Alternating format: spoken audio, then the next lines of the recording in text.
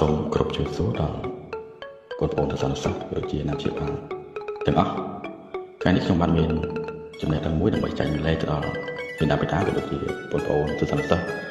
ចំណេះដឹងនេះគឺទាក់ទងជាមួយនឹងការរៀនដែលធ្វើឲ្យយើងពូកែចាប់ចាំ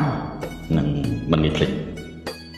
ជាការពិតទាក់ទងជាមួយនឹងការរៀនបងប្អូនទស្សនិកសិស្សគ្រប់គ្នាក៏ដូចជាអ្នកព្យាបាលតែងតែចង់ទទួលបានលទ្ធផលល្អតែទន្ទឹមនឹងការទទួលបានលទ្ធផលល្អគឺតើតែយើងគ្រប់គ្នាក៏ដូចជាបងប្អូនទាំងអស់គ្នាត្រូវតែខិតខំប្រឹងប្រែងយកចិត្តទុកដាក់សិក្សារៀនមេរៀនទាក់ទងជាមួយនឹងការរៀននៅតាមសាលាគឺលោកគ្រូអ្នកគ្រូក៏ដូចជាលោកគណៈគ្រប់គ្រងលោកបានខិតខំប្រឹងប្រែងស្វែងរកនៅចំណុចល្អនិងវិធីសាស្ត្រល្អៗដើម្បីផ្ដល់ជូនទៅដល់បងប្អូនទស្សនិកសិស្សឲ្យទទួលបានលទ្ធផលល្អដើម្បីខ្លាយទៅជាកូនល្អសិស្សល្អនិងមិត្តល្អនៅថ្ងៃនាពេលបច្ចុប្បន្ននិងទទួលបាននៅការជោគជ័យក្នុងឱកាសការងារនាថ្ងៃអនាគតដូច្នេះលោកគ្រូសូមចែករំលែកដល់បងប្អូនទាក់ទងជាមួយនឹងការរៀនអញ្ចឹងទាក់ទងជាមួយនឹងការរៀនបងប្អូនទាំងអស់គ្នាមកសាលារៀនបងប្អូនតែចង់ទទួលបានលទ្ធផលដូចគ្រូបាននិយាយពីខាងដើមថាលទ្ធផលគឺចំណេះដឹងអញ្ចឹងមកដល់សាលាបងប្អូនតែងតែឮសូរសំឡេងរបស់គ្រូអ្នកគ្រូក៏ដូចជាគណៈគ្រប់គ្រងក៏តែងតែផ្ដល់ជាការអប់រំក៏ដូចជាដំបូន្មានឲ្យបងប្អូនទាំងអស់គ្នាខិតខំប្រឹងប្រែងសិក្សារៀនសូត្រ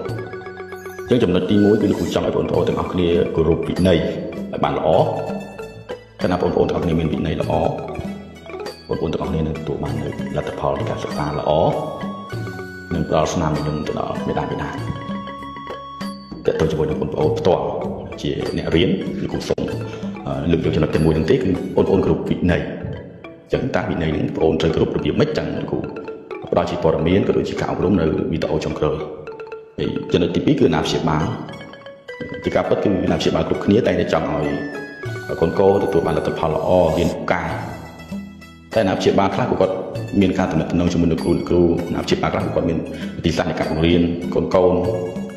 តែអាណាព្យាបាលខ្លះគាត់តែងតែនិយាយពាក្យថា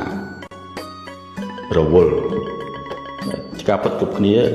គឺសិតតែមានការងាររៀងៗខ្លួនអាណាព្យាបាលគ្រប់រូបតែសូមឲ្យអាណាព្យាបាលទាំងអស់មានទំនាក់ទំនងជាមួយលោកគ្រូអ្នកគ្រូទំនាក់ទំនងនៅពេលដែលលោកគ្រូតាក់ទងទៅសួរព័ត៌មាននៃការរៀនក៏ដូចជាតាក់ទងទៅដើម្បីសាកសួរអំពី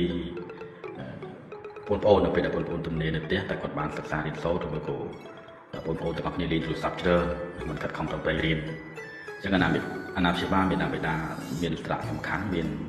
តួនាទីសំខាន់ខ្លាំងណាស់ជាមួយនឹងការតំណែងដូចជាការជជែកពិភាក្សាជាមួយនឹងលោកគ្រូអ្នកគ្រូសូមឲ្យអាណាព្យាបាលទាំងអស់មេត្តាជួយផ្ដល់ជាព័ត៌មានពីការសិក្សារបស់កូនក៏ដូចជាជជែកពិភាក្សានៅពេលដែលលោកគ្រូអ្នកគ្រូតាក់ទងទៅដោយយកចិត្តទុកដាក់រកហេតុផលនៃការរៀនថាមូលហេតុអីបានជាកូនរៀនមិនចេះបានជារៀនមិនពូកែ